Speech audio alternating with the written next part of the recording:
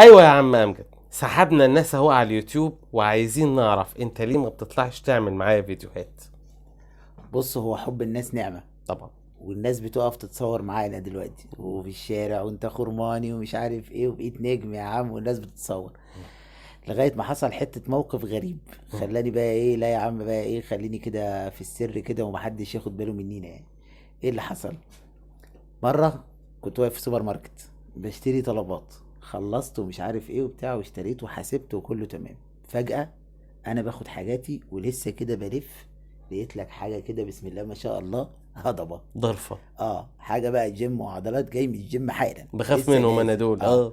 لقيته واقف كده اهو، قام حاطط ايده على كتفي مم. وراح ضاممني ليه جامد.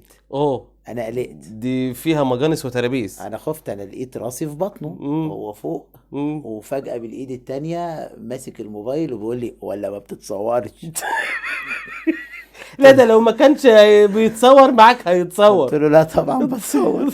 قال لي وراح ايه، قافش فيا ولقيت اللقطة. يا نهار انا كنت عامل اسكت. كده، كنت عامل كده جاب لك وبتصور. مجانسك وترابيزك يا جماعه، بالراحه على ده ما امجد. تفهمش، ده اه ده انا جه قال لي ايوه ازيك اخو النجم ورماني وسلم لي عليه ولا القصص دي.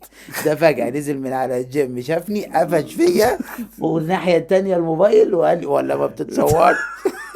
لا هتصور يا جماعه، مش كده. صورت خفوا خفوا على امجد يا جماعه، مش احنا مش واخدين على الكلام ده. احنا مش واخدين على موضوع الشهره والتصاوير والكلام من ده. ده كمان اريح من التاني. مم. التاني كان ماشي بمكنة، مم. قام كاسر عليا، وقفت كل ده عشان يقول لي ابقى سلم لي على اخوك. عشان كده انت مش عايز تصور معايا عشان فيديو كده بقى تاني. انا قلت الناس تنساني شويه ولا حاجه. امجد بسببكم مش هيصور معايا، والله ما هيصور معايا. يلا اشتراك للقناه دي وفعلوا الجرس، يلا بينا.